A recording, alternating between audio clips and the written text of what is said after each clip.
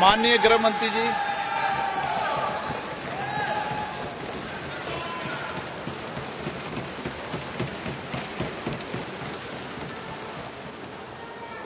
माननीय अध्यक्ष जी, सबसे पहले मैं आपका धन्यवाद करना चाहता हूं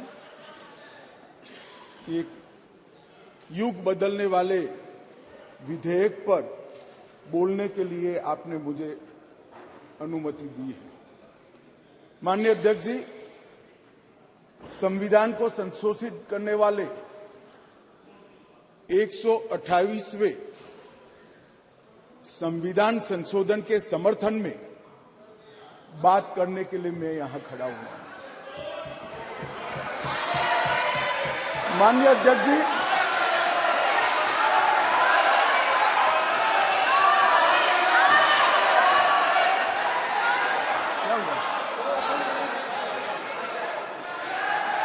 माननीय अध्यक्ष जी, जिसको जाना है डरिए मत, डरिए मत। अरे भाई डरो मत। नो, जिसको जाना है जाने दिया से क्यों?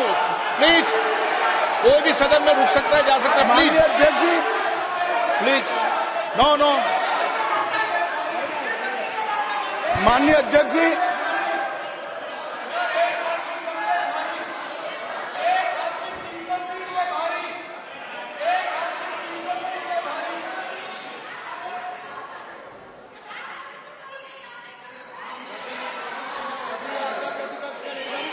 माननीय गृह मंत्री जी। माननीय अध्यक्ष जी,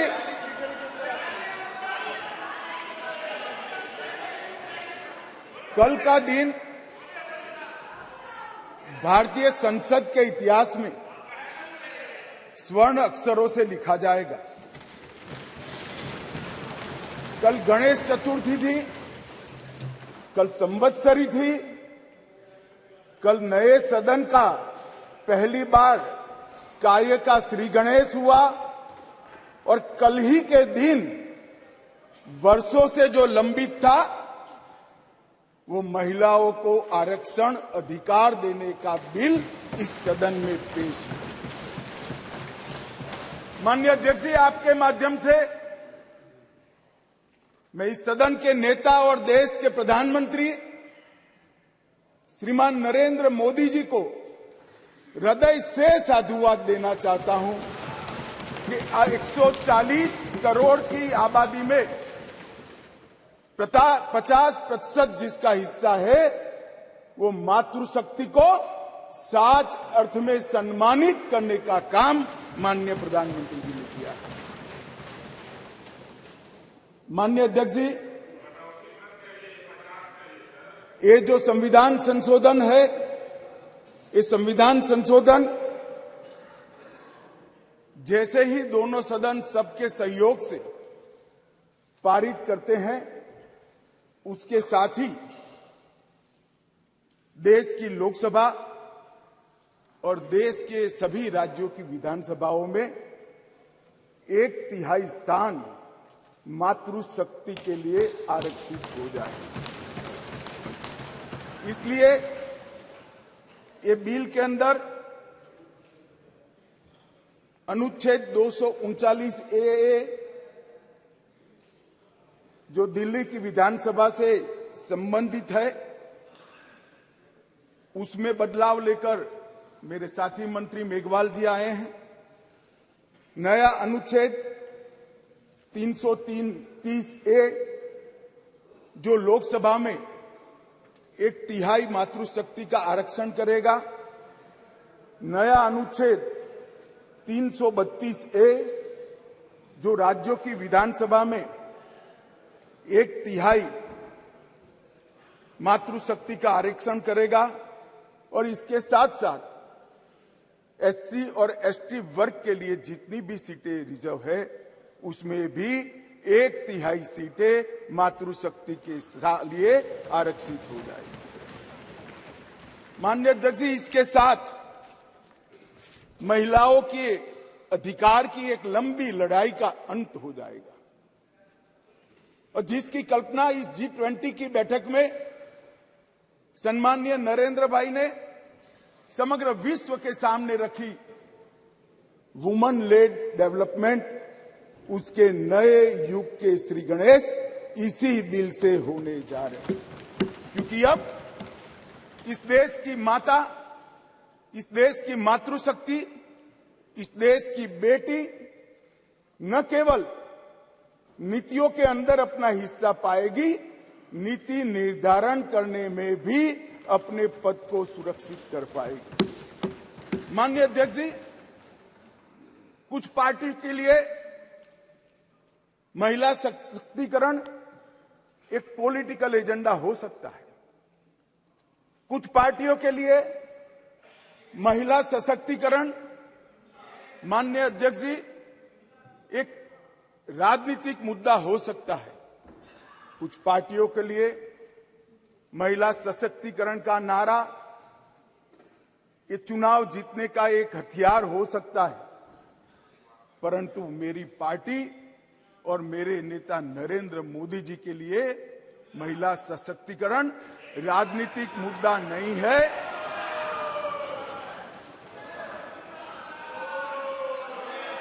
फिर से सुनिए, मेरी पार्टी और मेरे नेता नरेंद्र मोदी जी के लिए महिला सशक्तिकरण राजनीतिक मुद्दा नहीं, मान्यता का सवाल है, मान्यता का सवाल। माननीय अध्यक्ष जी, किसी भी सिद्धांत के लिए किसी व्यक्ति या संस्था इसका आकलन करना है कि सिद्धांत के प्रति मान्यता कितनी दृढ़ है, तो कोई एक घटना, कोई एक कदम से नहीं बनाया जा सकता। प्रधानमंत्री नरेंद्र मोदी जी जब संगठन का काम करते थे, भारतीय जनता पार्टी के संगठन महासचिव थे गुजरात प्रांत के, और गुजरात में भारतीय जनता पार्टी की वडोदरा कार्यकारिणी हुई थी। उस ऐतिहासिक कार्यकारिणी में मोदी जी के रोल के कारण ही भारतीय जनता पार्टी के संगठनात्मक पदों में 1/3 रिजर्वेशन माताओं के लिए किया गया। और ऐसा करने वाले मैं गर्व से कह सकता हूं कि मेरी पार्टी सबसे पहली पार्टी है और मेरी पार्टी सबसे अंतिम पार्टी। माननीय अध्यक्ष जी, मोदी जी जब मुख्यमंत्री थे, ढेर सारे लोगों को मुख्यमंत्री रहते हुए ढेर सारी भेंटें मिलती हैं। ज्यादा से ज्यादा सभी लोग इसको तोशाखाना में आरक्षित रखवा देते हैं। मोदी जी ने उस वक्त निर्णय किया था और सार्वजनिक घोषणा भी की थी कि जितनी भी भेंट आएगी उसका ऑक्शन होगा और वो बच्चियों की पढ़ाई लिखाई के लिए खर्च की जाएगी। माननीय अध्यक्ष जी, सीएम रहते हुए भी उनको प्रधानमंत्री देश की जनता ने चुना। 2014 में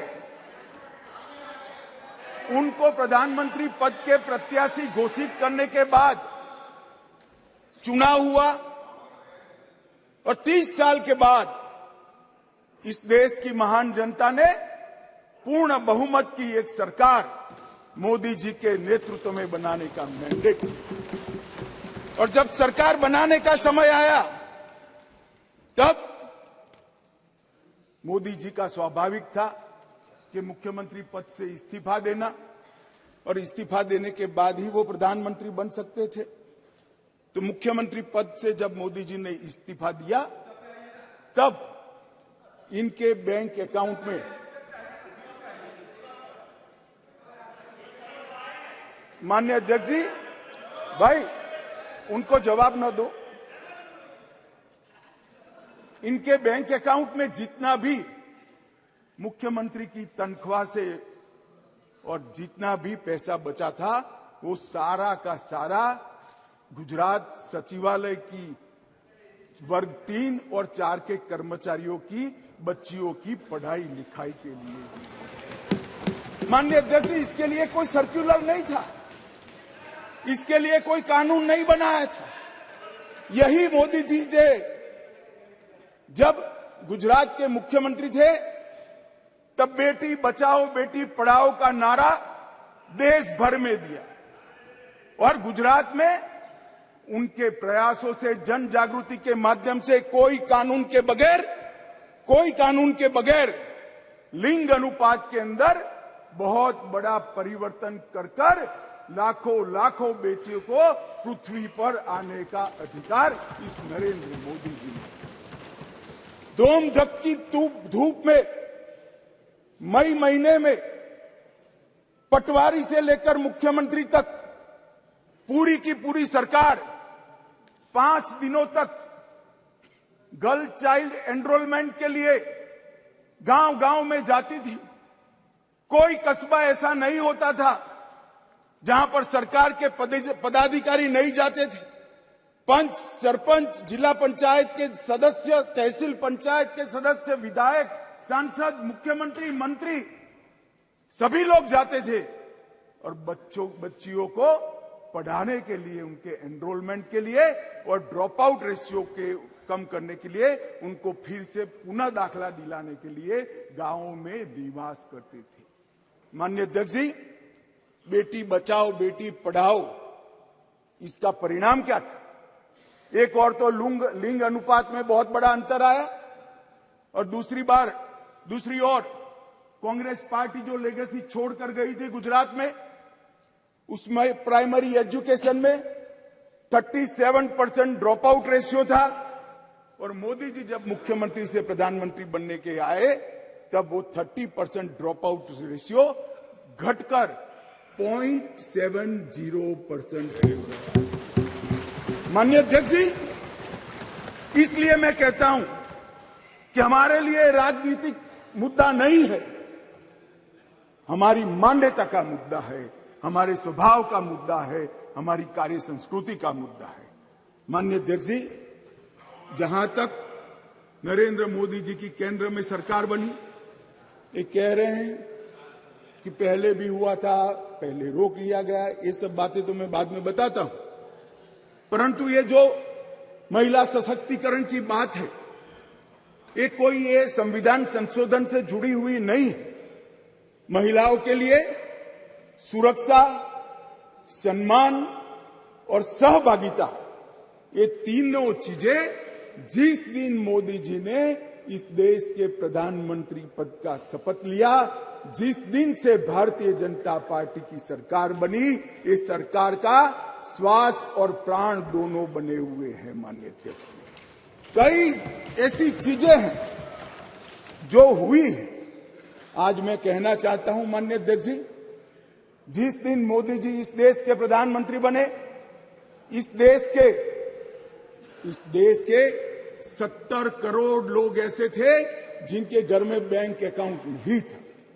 मोदी जी ने जनधन योजना चालू करी, बैंक अकाउंट खोलने का अभियान चालू किया, 52 करोड़ बैंक अकाउंट खोले गए और 52 करोड़ बैंक अकाउंट में से 70% बैंक अकाउंट माताओं के नाम से खोले गए। माननीय अध्यक्ष जी, माताओं के नाम से आज महिला सशक्तिकरण हुआ है। सारी योजनाओं का जो पैसा जा रहा है, माननीय अध्यक्ष जी,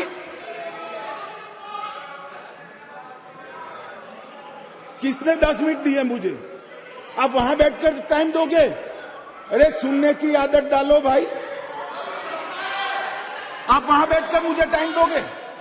माननीय सदस्य प्लीज, मैं मेरी पार्टी के टाइम में बोल रहा हूं। आप कौन फैसला करने वाले होते हैं? माननीय गृह मंत्री जी। माननीय अध्यक्ष जी, आज कोई भी स्कीम का पैसा जाता है तो वो महिला के बैंक अकाउंट के अंदर जाता है। माननीय अध्यक्ष जी, कांग्रेस ने इस देश में 5 दशक से ज्यादा शासन किया। 11 करोड़ परिवार ऐसे थे जहां शौचालय नहीं था। गरीबी हटाओ के नारे दिए, मगर गरीबों की कोई व्यवस्था नहीं कर पाई थी।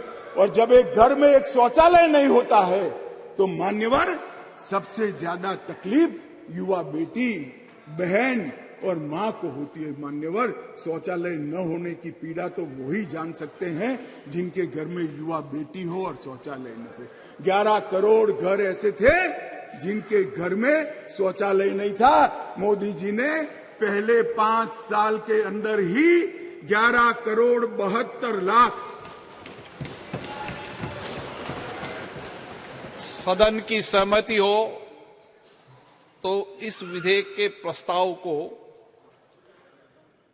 पारित होने तक और चर्चा होने तक सदन का समय बढ़ाया जाए। माननीय गृह मंत्री जी। मान्यवर, ये 11 करोड़ 72 लाख शौचालय बने, किसका एम्पावरमेंट हुआ? ये 11 करोड़ 72 लाख शौचालय बनने से माताओं का, बहनों का, बेटियों का सम्मान हुआ, उनका सशक्तिकरण हुआ। 10 करोड़ परिवार धुएं से युक्त थे, कंडे और टहनियां जलाकर आंख का नेत्रमणि खत्म हो जाता था, फेफड़े फाइब्रोसिस से भर जाते थे। 10 करोड़ घरों में एलपीजी का मुफ्त कनेक्शन देकर माताओं का सशक्तिकरण करने का काम किया। 3 करोड़ से ज्यादा माताओं को घर दिया, और वो घर माता के नाम से करने का काम हमारे प्रधानमंत्री नरेंद्र मोदी जी। मान्यवर, 12 करोड़ घर ऐसे थे जहां पीने का पानी नहीं था। अब जो समाज के अंदर रहते हैं, जो जमीन को जानते हैं, उनको मालूम है कि घर में पीने का पानी नहीं है तो पीड़ा सबसे ज्यादा किसको होती है, किसको ज्यादा तकलीफ होती है। ये घर में पीने का पानी नहीं है तो घर की माता को ही तकलीफ होती है। 12 करोड़ परिवारों के घर में नल से जल पहुंचाने का काम नरेंद्र मोदी जी। हर घर के अंदर 80 करोड़ लोगों को हर घर में प्रति व्यक्ति प्रति माह 5 किलो अनाज फ्री ऑफ कॉस्ट देने की शुरुआत की। जब चूल्हा नहीं जलता है ना मान्यवर, बच्चे भूखे रहते हैं, तो सबसे बड़ा चूल्हा तो नहीं जलता है मगर मां का दिल जलता है। मान्यवर, मां का दिल जलता है। ये भूखे परिवारों को 5 किलो अनाज प्रति व्यक्ति देने का काम हमारे नेता नरेंद्र मोदी जी ने।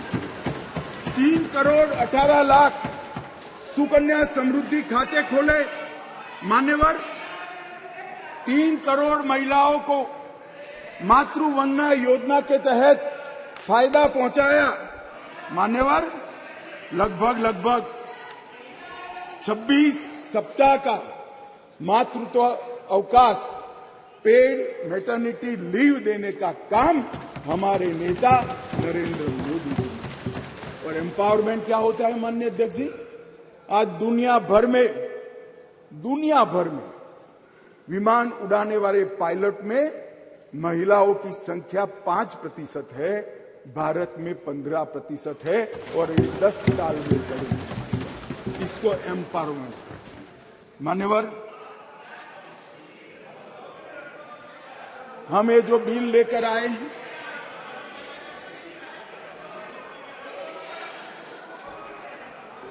मान्यवर, ये जो बिल लेकर हम आए हैं, कई सारी साथी महिला सांसदों ने कहा कि महिला को रिजर्वेशन देकर नीचा नहीं दिखाना चाहिए, महिला भी उतनी ही सशक्त है जितना पुरुष सशक्त है। मैं आपसे एक कदम आगे जाता हूं, महिला पुरुष से भी ज्यादा सशक्त है, महिला पुरुष से भी ज्यादा। मगर समाज व्यवस्था ऐसी बनी है जिसके अंदर इस आरक्षण से अब डिसीजन मेकिंग में, पॉलिसी मेकिंग के अंदर महिलाओं की भागीदारी सुनिश्चित कर दी जाएगी। ये सम्मान करने के लिए आरक्षण